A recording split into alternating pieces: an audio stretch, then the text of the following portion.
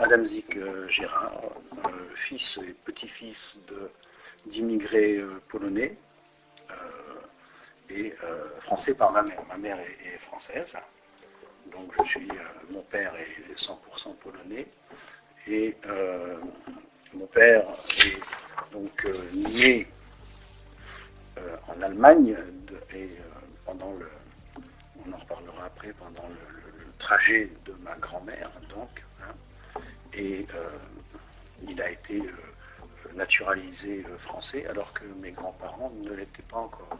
Hein. Mais ils étaient aussi en France. Alors, les grands-parents.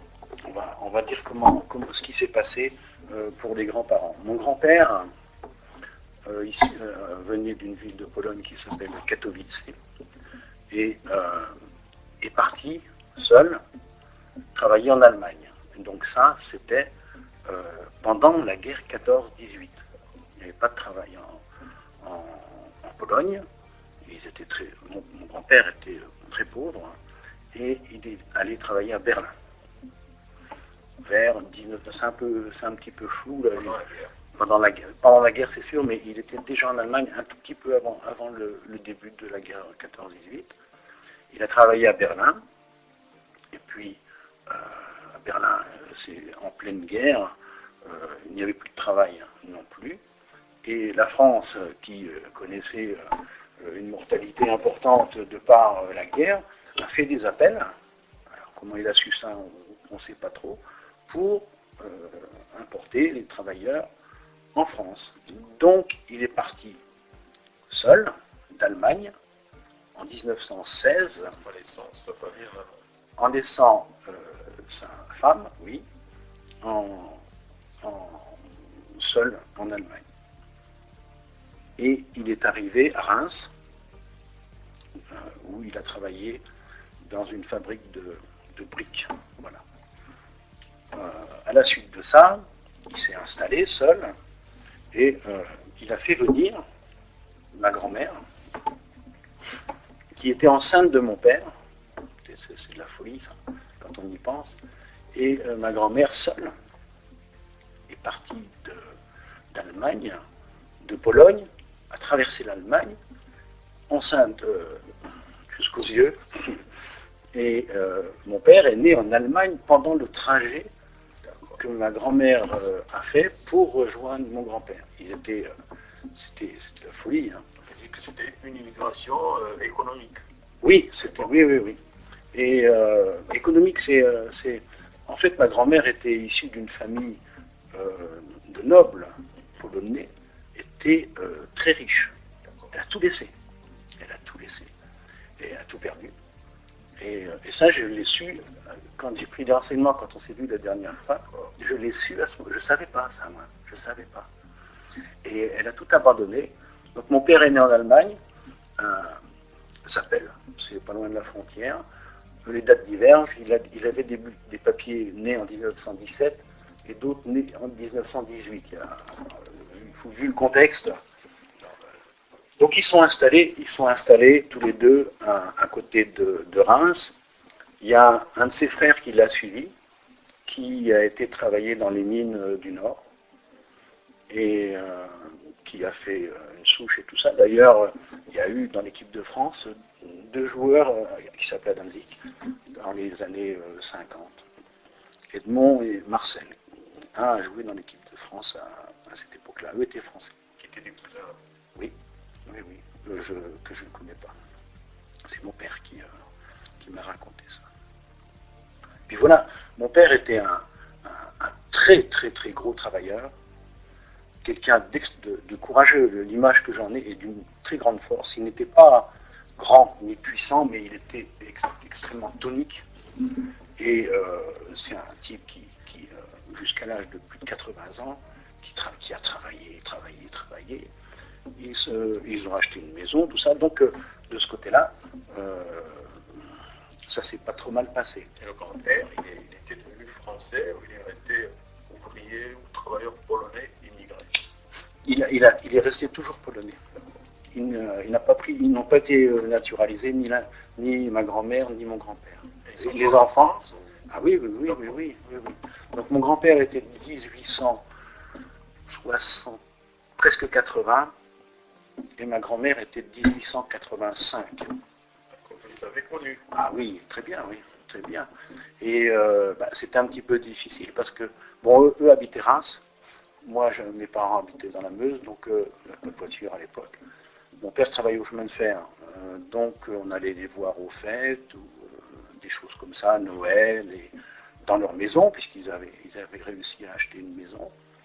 Et puis, voilà, j'avais un petit peu de difficulté parce que ils parlaient assez mal le français.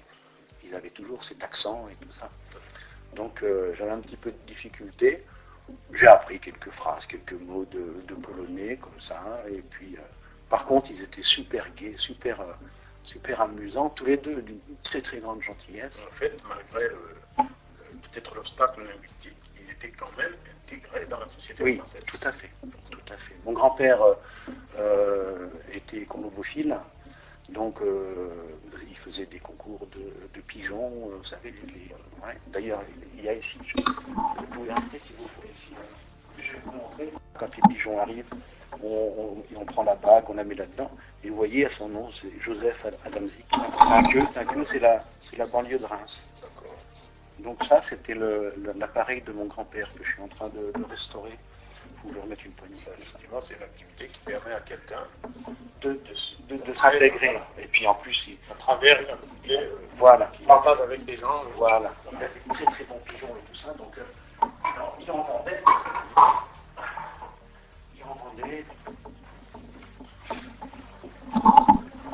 Donc il semblerait que ce soit mon père, d'après ce qu'il m'a raconté, qui ait plus de problèmes à s'intégrer comme fils de Polonais à l'école primaire. Et bon, il n'a pas fait beaucoup d'études, mais en tous les cas, il a été jusqu'à l'équivalent du certificat d'études. Et il semblerait que lui m'a toujours raconté qu'il avait des soucis. Et on verra par la suite que moi-même, pendant un temps, dans ma jeunesse, j'étais quand même le polac, quoi. Un polac, vous voyez ce que c'est, c'est insultant, c'est comme raton, c'est comme je sais pas quoi, vous voyez ce que, comme nègre. Oui, des choses comme ça. Oui. Et il a eu beaucoup de mal. Et il y a eu une anecdote qui souvent il la racontait. Une année en rentrant, en classe, à la rentrée, ma grand-mère lui avait acheté un plumier pour mettre ses crayons et tout ça. Et l'institutrice, à la rentrée, elle a regardé les affaires des enfants et tout. Elle a vu que mon père avait un magnifique plumier. Et ça, c'est quelque chose qui l'a beaucoup marqué. Et elle a vu ce plumier-là et tout. Mais elle lui dit, mais comment ça se fait que tu as ça, toi, fils de Polonais et tout? Elle a ouvert la fenêtre, elle a pris le plumier, elle l'a jeté par la fenêtre. Vous voyez? Parce qu'il était... Voilà, parce que... Oui, tout neuf et tout ça. Parce que les autres enfants, ils avaient aussi des plumiers. Oui, mais peut-être il n'était pas aussi beau, j'en sais rien. En tous les cas, lui, le sien était neuf. Et il en était fier, sûrement qu'il devait le montrer et tout. Et elle l'a pris, elle l'a jeté par la fenêtre en disant, mais comment ça se fait, un fils de Polonais comme toi, il a un beau plumier comme ça. Par contre, mon père, lui, c'est quand même... Il parlait polonais ou pas? Mon père, oui. Oui, il parlait les deux langues. Il a servi d'interprète parce que, tradition oblige, mon père aussi a fait des concours de pigeons. Il était conobophile et il y avait des relations avec la Pologne qui faisait aussi des concours. Donc c'est toujours lui qui les accueillait. Il s'occupait d'un club de sport où il y a eu des relations avec des footballeurs polonais. Alors je vous parle de ça, c'est des années 60. Hein. Et donc c'est lui qui faisait la traduction. Il avait la quarantaine.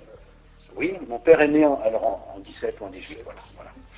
Il avait plus de 40 ans, il avait 50 à cette époque-là. Mais c'était quelqu'un d'intelligent qui a été autodidacte et qui a fait une carrière à la SNCF bien. Voilà. Par rapport, je voudrais revenir sur les problèmes d'intégration de mes grands-parents. Pas tellement d'intégration, mais ce qui m'a toujours étonné, premièrement, mon grand-père était raciste, anti-juif, antisémite, comme beaucoup de Polonais à l'époque, les pogroms et tout ça, ça Quand vous l'avez connu, il oui. était encore. Ah oui, oui, oui. Ah oui. C'est les années 50. Ah bah oh, mais donc Après la guerre, en tout cas. oui, oui, bah avant la guerre aussi, bien sûr, hein, avant la Deuxième Guerre. Hein, et Monsieur François Marat, vous n'étiez pas là. non, j'étais pas là, mais ça, il a transmis ça, cet antisémitisme à mon père. Mon père aussi était violemment anti-juif. D'ailleurs, une fois, on nous a dit que mon nom, donc Adam Zik, qui se dit Adam Tchèque en polonais, est un nom juif. C'est quelque chose que je ne sais pas. Ça veut dire fils d'Adam. Hein. Ça veut dire fils d'Adam. La fin, c'est ZY, ça veut dire fils. Et je me suis beaucoup bagarré avec mon père là-dessus, parce que je ne comprenais pas. Mais c'était presque à ta vie, quoi. J'ai pas compris ça. J'ai pas compris.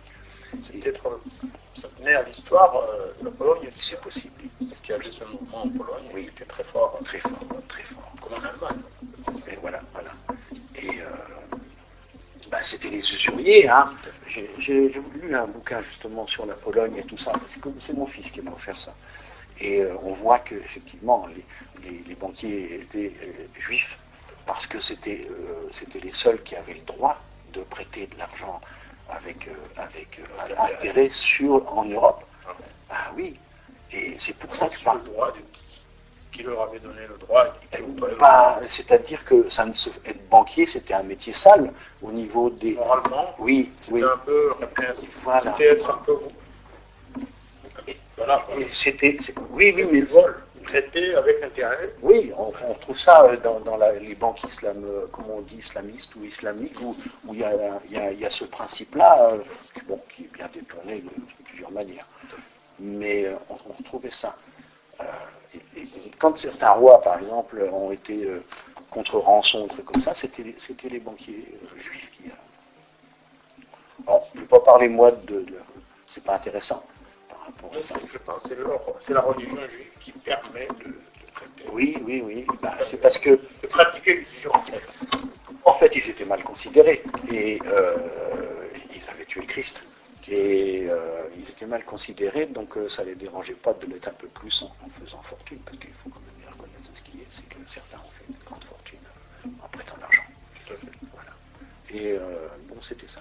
Et deuxièmement, une chose assez intéressante par rapport à votre démarche, c'est que à l'époque où mon grand-père, donc entre les deux guerres, travaillait, il y avait une animosité et il y avait des bagarres entre les Polonais, les Italiens et les Espagnols. Qui étaient tous des immigrants. Voilà. Et le grand jeu, c'était le week-end, c'était quand il y avait un bal où ils se retrouvaient au café ou des trucs comme ça, c'est qu'ils se tapaient dessus. J'ai été étonné par ça, moi, alors qu'ils étaient dans la même situation. J'étais étonné de ça, c'est qu'il y avait entre eux un racisme. Pour moi, c'est un racisme, hein, entre des émigrés qui étaient dans une situation précaire, à leur arrivée en France, au début et tout ça. Et il n'y avait pas de vague avec les Français de souche. Hein, et je ne sais plus comment elle a dit Ramayat, ça m'a un petit peu étonné l'autre fois quand elle a parlé. Elle a parlé des Français canal historique. Vous avez déjà entendu ça? Non, c'est Ramayat qui a dit ça. C'est Ramayat, moi aussi j'ai su. C'est Ramayat qui a dit ça. Les Français des souches. Les Blancs, là. Ouais. J'étais blanc et pas immigré. Voilà. J'ai été étonné de l'utilisation de cette terminologie-là. Mais bon. Elle en sait quelque chose. Oui. Elle a sans doute déjà entendu parler de ça. Quoi. Oui, mais je sais pas, c'est la première fois que le canal historique, ça fait référence à la Corse. Hein, et elle n'a pas osé dire européen ou blanc ou gaulois, parce que les jeunes ici ils parlent de nous en disant les Gaulois. Hein, quand j'entends ça, moi ça me fait bien rigoler. Finalement, je suis pas un Gaulois, je suis un Slave. Mais voilà. Donc c'était ça, moi,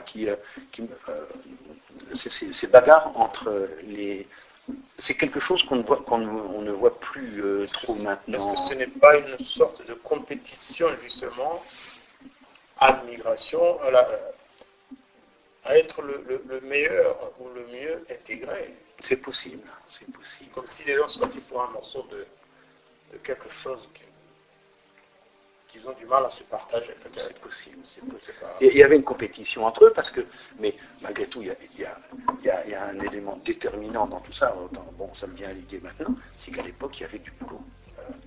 Tout le monde travaillait. Il y avait du boulot. Et ce qui, malheureusement, n'est plus le cas maintenant. Donc, financièrement, peut-être qu'ils ne gagnaient pas énormément d'argent et tout ça, mais c'était des gros travailleurs, et ils avaient tous un métier. Ils travaillaient.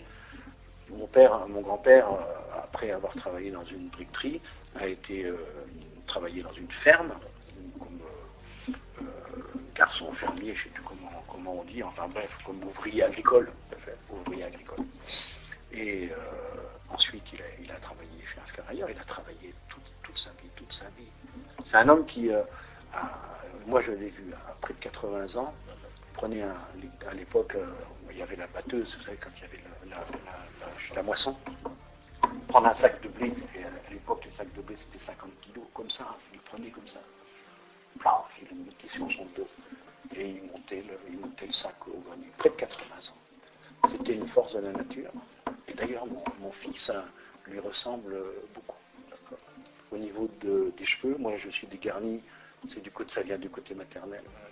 Et mon grand-père avait une crinière, une véritable crinière. Je ne sais pas s'il va se lever parce que là il sort en ce moment, il est en vacances. Alors lui il est comme ça. Et il est taillé pareil. Mon grand-père était comme ça, taillé en V, quoi, vous voyez. Et c'est marrant, ça a sauté 2 générations. Ça se passe comme ça. C'est rigolo, hein. Ça se passe comme ça. C'est rigolo. Qui ressemble à mon papa. Ouais, ah oui. Oui. Ma petite fille, c'est ma tête. Mm-hmm. Elle ne ressemble pas à son père. Elle ressemble à moi. Ah oui, c'est drôle. Hein. Ça saute. Ça peut être direct, mais ça peut être aussi la deuxième génération après. Oui. Alors, pour revenir je voudrais rajouter que, en fait, par rapport à ma mère, qui était, quant à elle, 100% française, malgré tout, on a fait l'arbre généalogique, et en fait, ses origines sont allemandes. La famille de ma mère, au niveau de arrière-grand-mère, il y a une cassure, on a eu du mal à savoir, mais en fait, elle vient... C'est une famille qui est venue d'Allemagne, alors là, beaucoup plus tôt qu'avant la guerre. Mais quand ils se sont mariés, ils ignoraient, le papa ne connaissait pas l'origine de notre maman. Non, on l'a su bien après, Ça n'a pas favorisé ce rapprochement. Non, il n'y a pas... Alors justement, vous me disiez tout à l'heure que vous aviez l'impression que votre papa avait plus de mal à s'intégrer que les grands-parents. Oui. D'après vous, c'est quoi la raison? L'époque peut-être qui avait changé. Je sais pas. J'ai plus entendu mon père raconter l'histoire du plumier, là, par exemple, hein, et que mon grand-père, je ne l'ai jamais entendu se plaindre, je ne l'ai jamais entendu critiquer les Français et des choses comme ça. Est-ce que ce n'est pas parce que les grands-parents, lorsqu'ils sont venus, ils assumaient leurs origines à 100%, parce qu'ils venaient à 100% de l'étranger, donc c'était pas partagé, alors que le papa, lui, était quelque part écartelé entre ses origines et quand même le fait qu'il ait grandi en France, qui n'était peut-être pas à 100% accepté, qu'il y avait un tiraillement. Oui, il peut y avoir ça.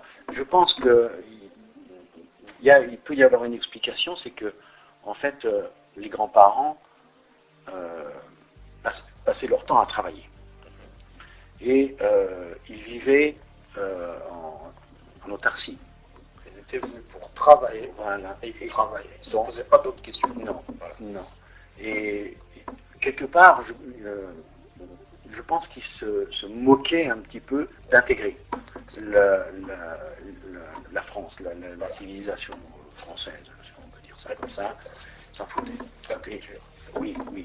Et dès qu'ils ont eu la maison et tout ça, il y a eu les cochons, il il y a eu les lapins, il y a eu les poules, il y a eu tout ça. Donc il avait du terrain à patati. Et donc ils faisaient du jardin. Ils étaient pratiquement en circuit fermé avec leurs enfants, parce que mon père a eu 3 sœurs. Hein. Mon père était l'avant-dernier. Il y avait une communauté polonaise autour de... Oui, oui. Ils étaient quand même oui. entre Polonais, oui. famille et oui. Polonais. Voilà.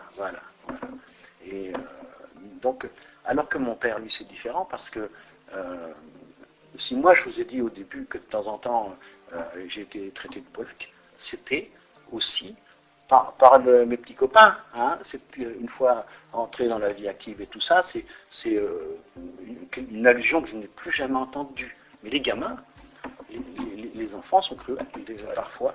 Et si j'étais raillé sur mon nom, c'est à ce moment-là, vous voyez. Hein, bon, quand j'avais 20 ans, certains qui m'ont dit « Ah, mais c'est de quelle origine ton nom ?» Des choses comme ça. Bon, c'est tout. Hein, mais enfin, moi, je suis quand même 3e génération. Et, le nom reste. Le nom reste, oui, c'est vrai, bien sûr.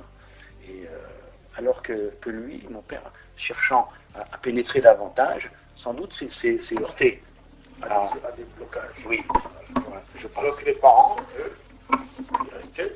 Ils étaient heureux comme ça. Ils avaient atteint leur objectif. Ouais, quand le papa lui cherchait à devenir français. Ouais, je crois que c'est ça. Et quand on a traversé l'Allemagne à pied, ma grand-mère, hein, comme je vous ai dit tout à l'heure, pendant la guerre, quand mon grand-père arrivait, la guerre 14 n'était pas terminée encore. Hein, et quand on a fait tout ça, et puis qu'à force de travail, on a réussi à s'acheter une maison, à faire sa petite ferme et tout ça, et ben, moi je crois que je ne cherche pas vraiment ailleurs. Hein. Je pense que c'est ça. Ça peut expliquer effectivement que la 2e génération de votre papa ait pu rencontrer plus de problèmes. Oui. Parce que lui était naturellement obligé d'être français et polonais. Oui, il avait un peu écartelé. Il avait deux choses à assumer, son ascendance et son être à lui-même, voilà. Et son intégration. Oui. Et quand mon père a épousé ma mère, donc mes grands-parents étaient d'une fierté. Ma mère était institutrice. Et elle est encore vivante, et était institutrice. Donc que mon père ait épousé une Française institutrice, c'était magnifique. Et ils adoraient ma mère, ils étaient d'une gentillesse avec ma mère. Et il y avait aussi une fierté, d'entrer, enfin. Oui, dans oui, voilà. C'était, pour mon père, c'était pour mes grands-parents, que mon père ait épousé une Française avec un métier tel qu'institutrice, qui avait à l'époque quand même une certaine valeur et tout ça. C'était une grande fierté, et c'était le signe que cette intégration-là de mon père était faite. Donc on peut penser que les grands-parents souhaitaient tout de même que leurs fils, leurs enfants, oui. Que leurs enfants, je ne vais pas dire qu'ils allaient se libérer, mais bon, qu'ils sortent un peu de la situation des grands-parents, pour entrer dans la vie française, exactement, comme des petits Français. Exactement, c'est ça. Et une de mes tantes a épousé un Russe. Ça a été ça je n'ai pas connu. Qui était en France aussi. Qui était un immigré russe, mais qui travaillait en France. La tante était en France. Oui. Et donc ça a été une catastrophe, parce que les Polonais et les Russes, je dois dire que c'était... Non, pas du tout. Et ça n'a pas plu du tout à mes grands-parents qu'une de leurs filles se marie avec un Russe. Et une sorte de reculade. Oui, tout à fait. Ouais. Et une autre de mes tantes a épousé c'était un Ukrainien. Alors c'est encore différent, parce que c'est un Ukrainien, parce qu'il y a c'est déjà mieux. Il y a les Russes, il y a les Ukrainiens. Voilà, attendez, c'est compliqué de faire. Donc, mais c'était un type super, et donc ça s'est mieux passé. Mais c'est surtout le fait que c'était leur fille aînée se marier avec un Russe. Alors ça, ils n'ont pas accepté. pas accepté. Et pourtant, c'était tous des gens. On était quand j'y allais, moi, ils étaient dans une communauté, je peux vous dire que c'était des gens gays, qu'on s'amusait beaucoup. Et moi, j'adorais quand j'étais gamin me retrouver dans ce milieu-là, parce que malgré tout, c'était pour moi déjà un milieu tout à fait différent à ce que je connaissais avec mon père et ma mère à côté. Et c'était des histoires à eux, mon grand-père chantait en polonais et tout ça. Et moi, quelque part, s'il y avait vraiment quelque chose, c'est ça qui me rattachait quand même un petit peu, qui m'a jamais vraiment fait perdre de vue que effectivement j'étais quand même issu d'une immigration. Oui, mais sans plus, parce que je sais que mes cousines, par exemple, sont allées en Pologne, elles ont voulu voir comment c'était à l'époque, la Pologne, c'était la misère. Hein. Et donc, je parle de ça dans les années 60, hein, au milieu des années 60. Et moi, j'ai jamais voulu. Ça ne me branchait pas. Je voyais pas trop l'intérêt. Quoi. Je voyais pas vraiment polonais. Non. Sauf par les ascendants. Voilà. Je me suis jamais de fréquentation. Est-ce que d'après, si vous avez des souvenirs dans ce domaine-là, les grands-parents ou les parents, est-ce qu'ils vivaient plus, je dirais, dans le cadre communautaire, est-ce qu'ils vivaient plus avec des immigrés polonais qu'avec des Français de souche? À l'époque que j'ai connue, moi, ils étaient avec des Français. Avec des Français? Oui. D'accord. À partir du moment faciliter l'intégration. Oui, à partir du moment où moi j'ai vu des choses, moi je suis né en 48. Hein, donc j'allais en vacances chez mes grands-parents quand j'avais à peu près une dizaine d'années, hein, pour voir comment ça se passait et tout ça. Et en fait, de parler la colombophilie, les pigeons et tout ça, ils fréquentaient énormément de Français. Et puis ils bricolaient chez les gens et tout ça, et c'était des Français, quoi. Est-ce qu'il y avait à l'époque, où il y a encore aujourd'hui des associations de gens venus de Pologne, par exemple? Est-ce que vous en connaissez? Non. Des gens qui sont en association sur cette base? Non. Mon père a été, comme il parlait polonais et tout ça, il y a une association qui s'appelait Warlistul pendant un temps. Je sais qu'il a été un petit peu là, mon père.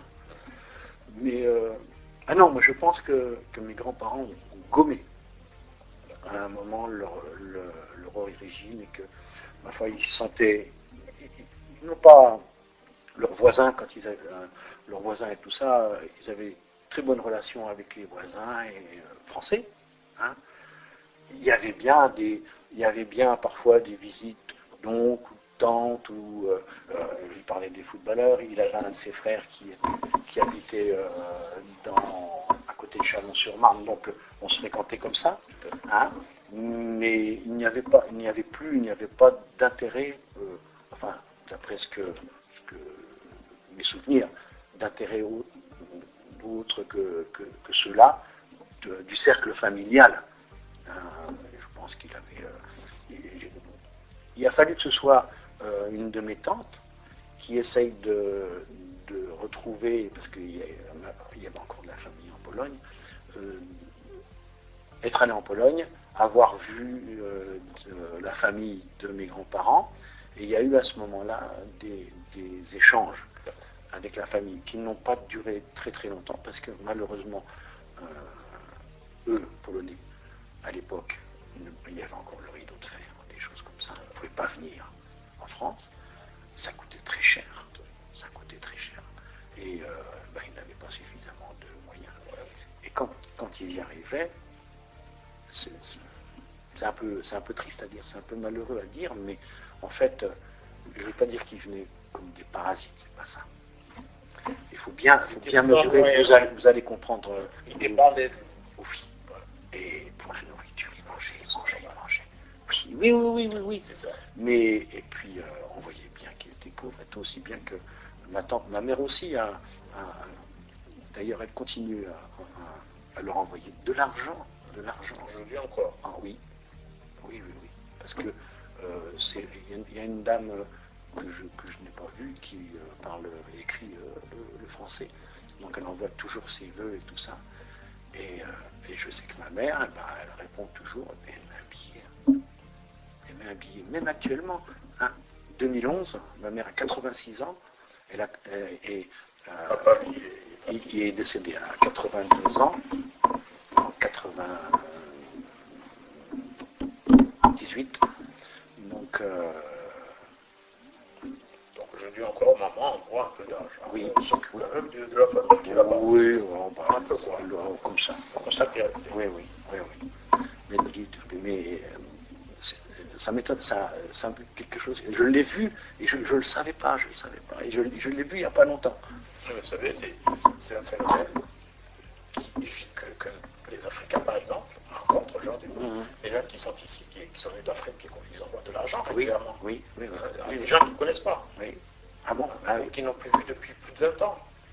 Mais c'est leur famille quand même, c'est leur. Voilà. Ils les connaissent pas dans le sens où de visu comme ça. Oui, ils les ont connus jeunes, mais Oui. c'est un peu ça l'attachement justement aux racines.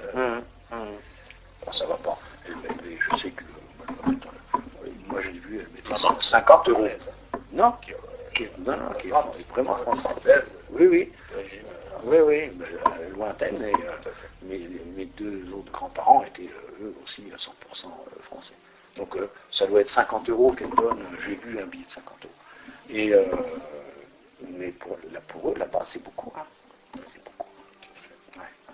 Alors, vous-même, dans votre parcours personnel, est-ce que vous vous êtes jamais posé le problème de l'intégration? Non. Vous étiez français. Oui. On ne vous a jamais considéré comme un immigré, en fait? Non. D'accord. Non, moi non. Est-ce que vous avez connu, dans votre parcours professionnel, des immigrés d'origine africaine ou maghrébine ou autre? Oui, bien sûr. Oui. Qu'on qualifie souvent de minorité visible. Oui. Est-ce que eux avaient ce problème d'intégration? Oui. Moi je crois. Donc on peut penser quand même qu'il y a entre vous et eux, il y a une différence qui faisait que vous aviez plus de facilité à vous intégrer que eux. Ça peut être quoi d'après vous? À première vue. Bon, pour être brutal et je vais dire la couleur de la peau. Parce que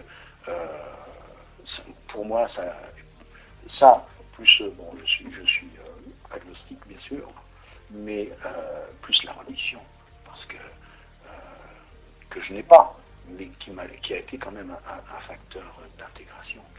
Et moi j'ai passé 2 ans aux Antilles. J'ai été en Guyane. J'ai travaillé avec des Maghrébins, africains aussi. J'ai connu beaucoup d'Africains quand j'étais à Paris. J'ai passé 4 ans dans un foyer de jeunes travailleurs au début de ma carrière à la Poste.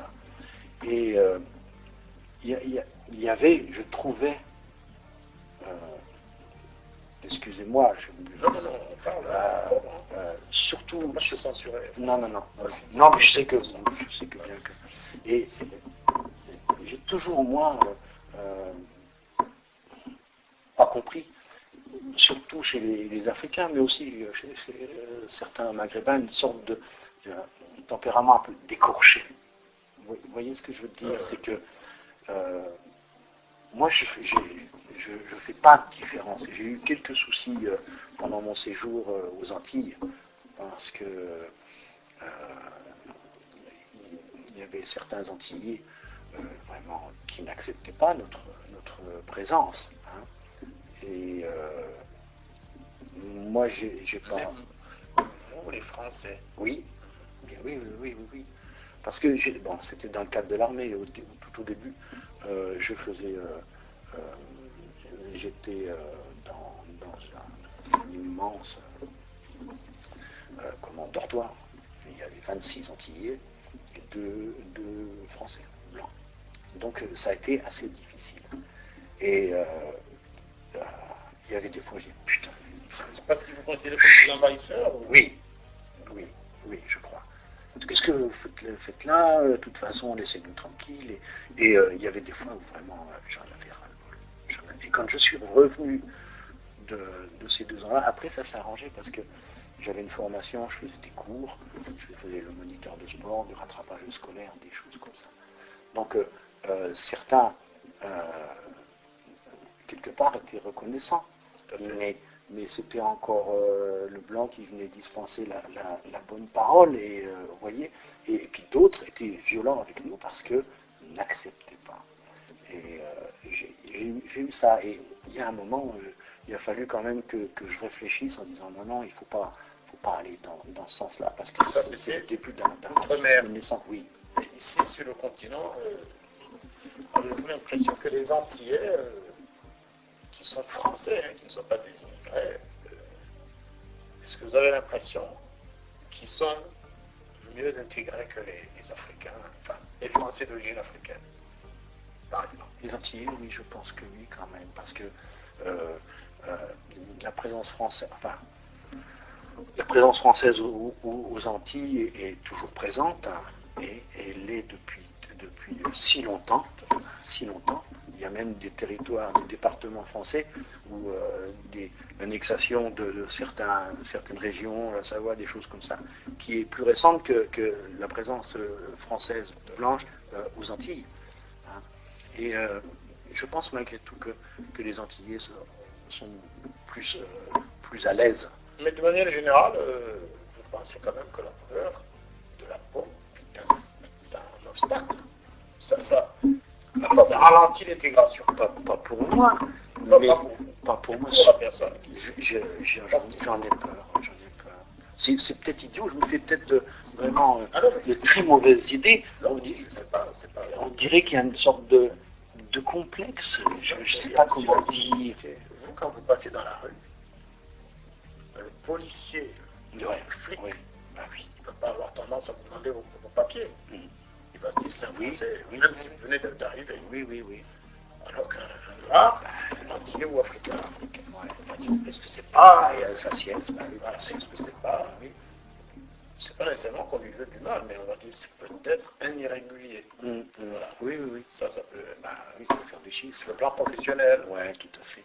Mais vous voyez, quand j'étais aux Antilles, puis que je me retrouvais dans cette communauté-là, et on était largement minoritaire et tout, je remets ça dans notre contexte où c'est la proportion inverse. Et quand vous prenez un bus, et puis qu'il y a là-bas, ils appellent ça des bombes, et puis il y a 9 Antillais, et puis un blanc, j'imagine exactement le contraire. Oui, bien sûr. Donc, je pense que beaucoup d'Antillais ou d'Africains ont dépassé ça, ou de Maghrébins ont dépassé ça. Mais quelque part, c'est gravé, je crois, moi je pense à ça. Il ne faut pas le voir négativement, c'est interne. C'est comme ça, mais bien sûr. Si vous allez en Chine, les Chinois vont vous remarquer. Oui. Vous aurez du mal à adopter la culture chinoise. Je pense que c'est un autre monde. C'est vraiment un phénomène tout à fait naturel. Oui. Donc, et puis malgré tout, il y a toujours le racisme latent. Donc, il y a des comportements qui sont inacceptables, mais notamment là, les contrôles et tout ça. Mais aussi, il y a des comportements qui ne sont pas acceptables. Quand je vois ce qui se passe sur la place du 2002, que je vois tous ces jeunes qui glandent et tout ça, et moi je passe la journée là. Ils ont pas de... Bon, déjà, il y a 40% de chômage. Est-ce que ceux-là, ils travaillent? Non. Ces jeunes-là, ils travaillent autrement, quoi. Ou ils font autre chose. C'est ce qu'il faut pas. Mais moi, ce qu'il y a, c'est que ce que je pige pas, c'est que, par exemple, je marche sur le trottoir, et ils sont dehors en train de cloper. Après tout, moi aussi, je suis là. Mais ça ne les dérange pas de cracher à nos pieds et tout ça. Et il y a pour certains, parce que et je suis beaucoup au 2002, moi, pour certains, il y a une provocation. Il y a de la provocation. Donc, mais ça, c'est un autre problème. C'est tellement complexe. Je vais vous poser une question tout à fait générale par rapport à mention qui a été faite par un spécialiste de l'intégration. Parce que, comme vous savez, il y a plusieurs compréhensions de cette thématique. Certains disent que l'intégration, c'est garder sa propre culture et quand même entrer dans la culture de l'autre. Il y en a qui disent non, il faut oublier sa culture pour intégrer la culture de l'autre totalement. Et il conclut, s'intégrer, c'est mourir un peu. Parce que culturellement, on efface tout, le logiciel d'origine, on efface, et on installe un nouveau logiciel de la culture du pays d'accueil. Non. D'après vous, Non, moi on ne doit pas renier sa culture. Non, parce que moi, par exemple, pour en revenir à mon cas, les fêtes religieuses polonaises, il y avait des plats spéciaux, il y avait des choses comme ça, c'est génial, parce que effectivement, c'était une sorte de un peu retour aux sources ou une continuité, des choses comme ça. Il n'est pas question de renier ses origines et sa culture. Moi, j'ai travaillé avec un Antillais dans mon boulot là, qui est décédé, le pauvre là. Enfin bref. Et puis alors, un jour, ils étaient dans une grande discussion entre eux, dans leur bureau. Alors j'arrive.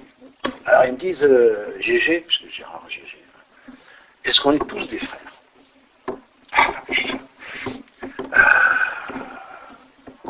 Il dit, par notre origine, je dis, par notre origine génétique, bien sûr.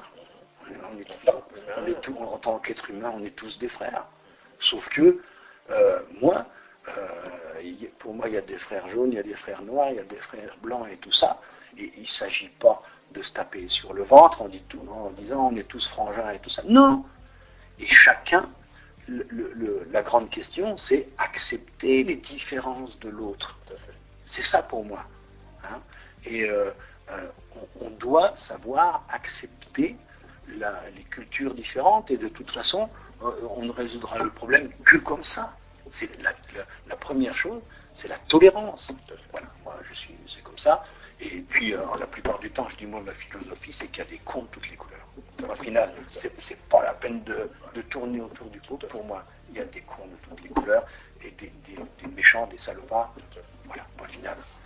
Et il s'agit pas que les bons sont la majorité. Dans toutes les couleurs, il y a des majorités de bons. Ben oui, mais ce qu'il y a, c'est que moi, je pense qu'il y a une majorité de bons. C'est que et les bons, ils ne se manifestent pas. Eh ben, les bons, ils sont à voir par les méchants qui sont bien plus. On revient à l'histoire de l'oligarchie. Exactement. Tout à fait. Les méchants sont bien plus puissants que les bons, c'est clair. Et puis, quand on voit ce qui se passe en Tunisie et des choses comme ça, il peut y avoir des révoltes, ce qui se passe en France, des révoltes sporadiques, mais il y a toujours le retour du balancier et du balancier, et la plupart du temps il revient encore plus loin qu'il était. Voilà. En Tunisie, si l'on compte le nombre de manifestants, et les gens qui sont vraiment manifestés dans la rue, c'est pas la majorité. Hein. La majorité, elle est silencieuse. Oui. Elle attend de se faire mener. Oui. Voilà. Mon gamin de 20 ans, là, j'enrage de voir son manque d'ouverture. Et bon, malheureusement, c'est général. Sa sœur est beaucoup plus ouverte. Mes deux enfants ont 13 ans de différence, donc sa sœur est beaucoup plus ouverte sur la société et tout ça. Lui, les garçons, ils sont pas autre chose. Moi, ça me... C'est pas vrai. Moi, j'ai toujours été... Il a 23 ans et c'est pas terrible. Oui. Par contre, il a des cousines qui sont très très ouvertes, qui sont vraiment des femmes libérées, qui s'intéressent à tout. Oui, c'est marrant. C'est un problème de maintenant, quoi. Oui. Mais est-ce que peut-être les filles sont plus ouvertes? Non, j'ai pas l'impression qu'elles sont plus responsables. Oui. J'ai assisté à une conférence justement chez les maghrébins, chez les musulmans en général.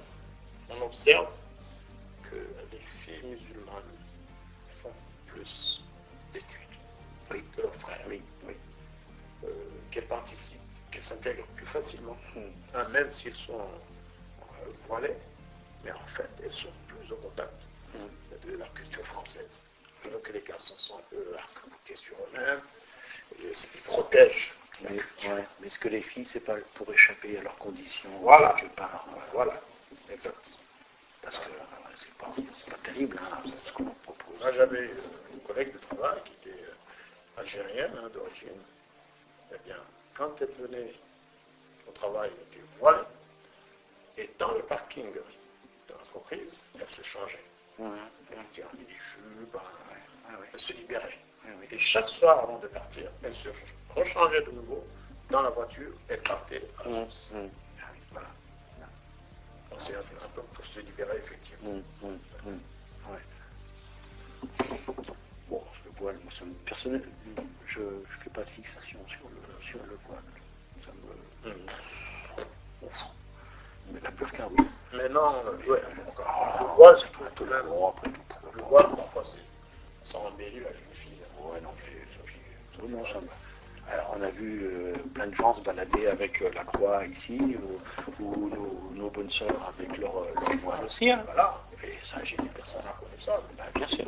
Donc, les jurés en soutane, c'était comme un voile. Une dernière question, peut-être, qui peut en appeler d'autres. Est-ce que vos enfants ont conscience de leurs origines? Je veux dire, est-ce que... Ma fille, oui. Est-ce qu'ils en parlent de temps en temps? Ma fille, oui. Dans quel sens est-ce qu'elle le revendique ou tout simplement... Elle le revendique, je crois qu'elle en est fière, c'est assez étonnant. Et ma fille a travaillé en Allemagne, elle a fait ses études, et puis après, elle a travaillé en Allemagne, à Hambourg, à Düsseldorf. Et en fait, arrivée en Allemagne, il y a une communauté polonaise en Allemagne très importante et très présente, très présente. Et en fait, il se trouve que les Allemands, quand ils s'adressaient à elle, prononçaient son nom à la polonaise. Les Allemands, c'est-à-dire Adam Tchek. Moi, on dit Adam Zik ou Sik. Et quand j'allais la voir... Parce qu'ils connaissaient sans doute la tchèque. Oui, et puis la façon de prononcer, ça c'est quelque chose que moi j'avais jamais intégré, cette prononciation de mon nom, parce que mon père ne le prononçait comme les Français. La plupart du temps c'est Zik, c'est Z. Les Français ont dû le prononcer comme ça. Voilà. Et quand je vais en Allemagne, ma fille téléphone et puis Frau Adamczyk. Elle a dit Frau en allemand, parce qu'il n'y a pas de demoiselle en allemand. Madame Adamczyk, bien qu'elle soit non mariée. Et ça m'a étonné. Elle dit oui, mais moi je dis comme ça et tout. Puis elle me dit, après tout, je suis descendante de Polonais. Alors que lui, le garçon s'en fout complètement. Mais oui, ma fille, oui. Il le saura peut-être un jour. Le soir, on va lui poser des questions. Oui, c'est le problème. Si c'est pas déjà fait à l'école, il a dû avoir quelques petites remarques aussi. Non, je n'ai jamais entendu parler. Je n'ai jamais entendu parler de ça. Non. Donc, c'est vrai que les jeunes actuels, parfois, c'est pas leur tasse de thé non plus d'aller remonter. Non. Ben, en plus, en fait, ma femme est belge. Ma femme est 100% belge flamande. Donc moi, je suis 50%. Ma femme est 100% belge flamande. Donc en fait, mes enfants ont moins de sang français que moi, parce que moi, je suis moitié-moitié. Mais eux, ils sont 25. C'est rigolo, hein. Alors, ces Belges-là ont été aussi des travailleurs émigrés, puisqu'ils ont quitté la Belgique après la guerre, parce qu'il y a énormément de mortalité en France chez les paysans. Ils ont un nom aussi marqué quand même. Oui, tout à fait. Il s'appelle Van de Water. Ah oui, là c'est... Ma femme s'appelle, nom de jeune fille, Van de Water. Ça dit de l'eau, quoi. Oui, de l'eau, exactement. Van de Water. Attends, T-E-R-E. Le peut-être n'existe pas. Je sais plus. Si, parce que c'est du flamand, c'est pas. Water, c'est en allemand. Ça, le... Ah non, non, je pense qu'il y a un Ah, d'accord. Il y a un E, monsieur. Parce que ça, c'est flamand. Hein, water, l'eau en... Van de Water. Voilà, de l'eau. De l'eau. Et ses grands-parents, donc les émigrés, étaient des décheteurs. Et eux, ils sont venus, après la guerre, travailler dans la culture en Normandie. Voilà, ça c'est vraiment une famille immigrée par excellence, Oui. de sources différentes. Hein. Mm.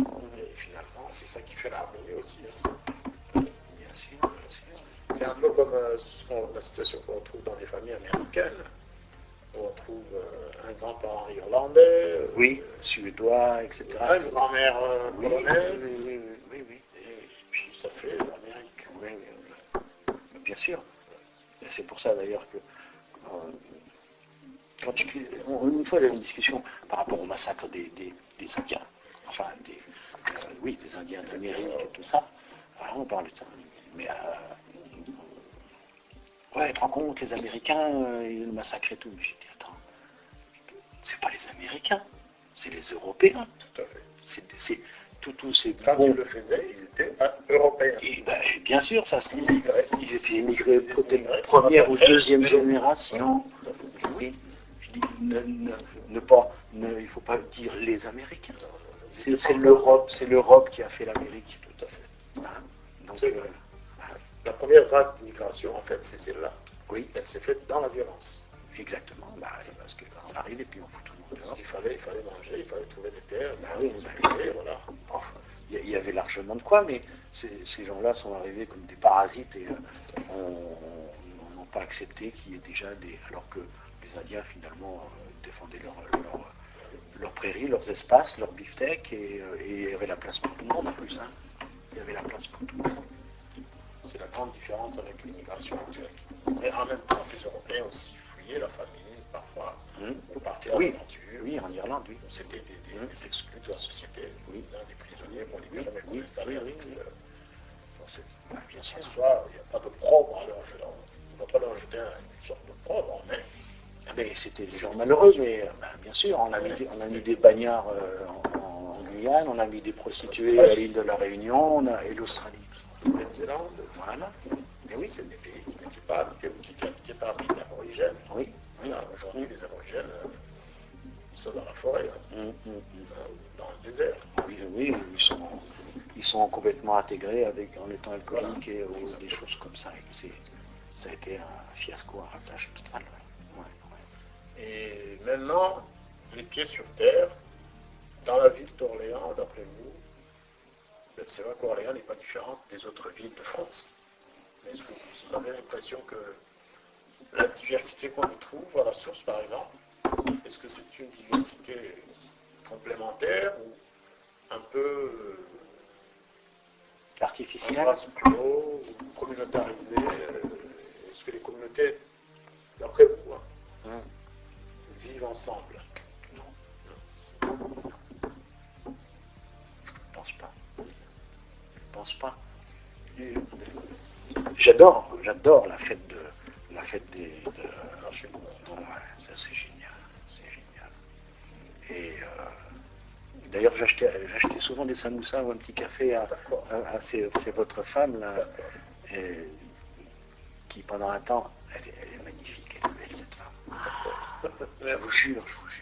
Et à un moment, elle avait une sorte de robe blanche, il y a quelques années et tout ça. Là. Une forme de tablier Oui, une sorte de... Ouais. Elle était en blanc et tout, et puis aimable et tout. Hein. Et j'adore ça. Moi, je vais boire, ou je vais acheter un truc à la chilienne. Mon gamin avait une femme chilienne comme nourrice, comme Dano. Hein. Et puis, je vais boire un coup chez les Antillais. Moi, j'adore cette fête-là. Et effectivement, je regrette. C'est génial. Je regrette que... c'est un passage, c'est un temps, mais ça débouche. Peut-être parce que certains, ça ouvre l'esprit de certains, en voyant toutes les belles choses que sont capables de faire tout le monde et tout ça. Mais voilà, après la fête est finie. Et puis, ouais. Et puis par exemple, il y a une dame qui vient chez nous pour donner un coup de main à ma femme, pour faire un peu de ménage, ou des choses comme ça, qui est algérienne. Et elle a des soucis avec ses enfants. Et alors, ce qui se passe en 2002, tout ça, oui, mais c'est les Marocains. Ah oui. C'est les Marocains. Chacun dit c'est les autres. Ouais, c'est les Marocains. Ça aussi, ça m'a un petit peu étonné. Et elle a des soucis avec ses enfants. Et c'est parce qu'il a des mauvaises fréquentations. Avec des Marocains. Avec des Marocains. C'est un peu il n'arrive il y pas. a des grands-parents qui se bagarraient dans Oui, les ouais. bars avec les Oui. Italiens. Oui. Voilà, il y a toujours cette compétition. Ouais. C'est toujours les autres. Nous, on est les meilleurs. Ouais. Et pourtant, ils essayent de le canaliser et tout ça, mais ils n'y arrivent pas. Quand on dit que les parents sont laxistes, bon, il y en a sûrement, hein, mais je sais que le monsieur fait beaucoup d'efforts et tout ça, et puis il n'y arrive pas. Il a 17-18 ans et il s'en va, et puis il rentre à 4 heures du matin, et voilà, il n'y arrive pas.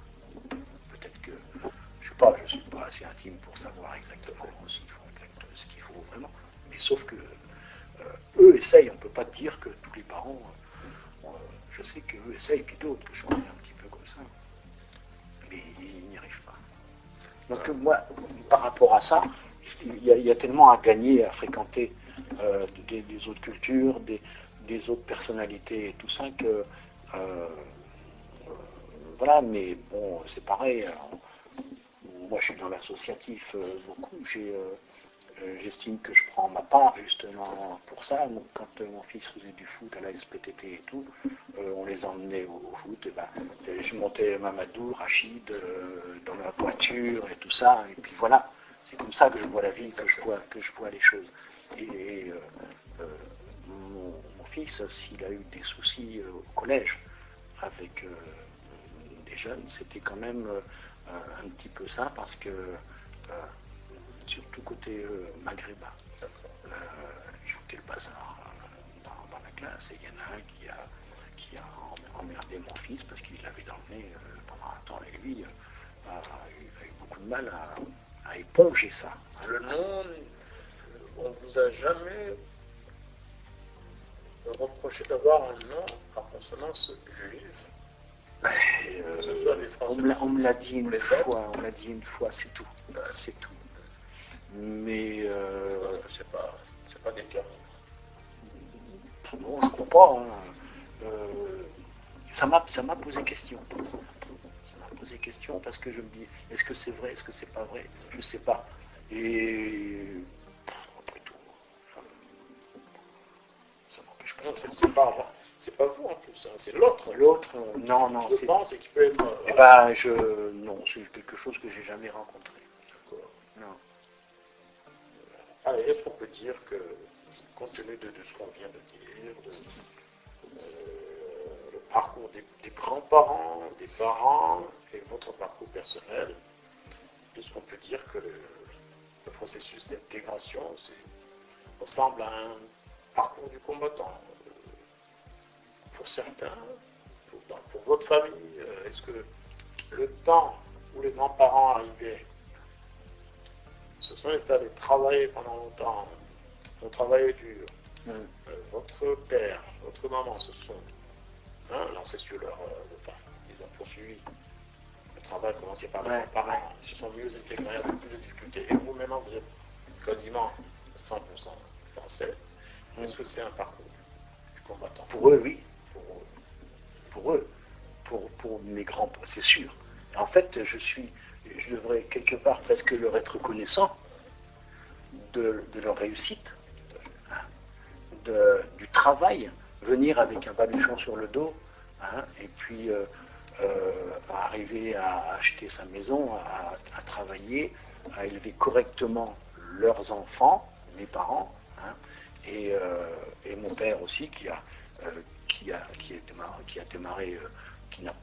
fait peu d'études, qui n'a en tous les cas pas beaucoup, puis après il a été pris par la guerre, il a été prisonnier, tout ça. Et c'est après la Deuxième Guerre que mon père a fait sa carrière.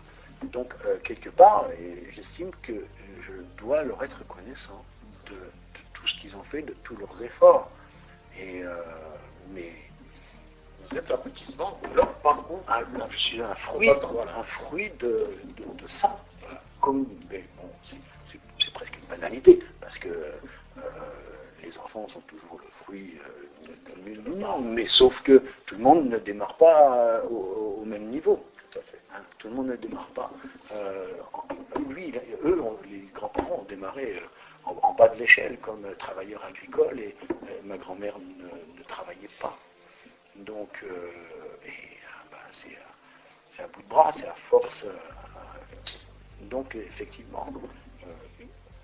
Puis ma mère qui était instite, donc a quand même aussi largement contribué à ça, hein, parce qu'elle était d'un milieu différent de mon père, qui, malgré tout, intellectuellement et tout ça, était largement au niveau de ma mère, mais n'avait pas le même parcours, elle était fille unique, et puis en tant qu'institutrice, je peux dire que ça a été des fois très très délicat, parce que j'étais pas un grand travailleur, et j'ai jamais aimé l'école. Enfin bref, ça c'est autre chose. J'ai jamais aimé ça. Donc c'est pareil, je me suis fait après moi. Une fois rentré dans l'administration. Donc effectivement, quelque part, on doit rendre hommage au travail de ces gens-là. Oui. Gérard, merci beaucoup.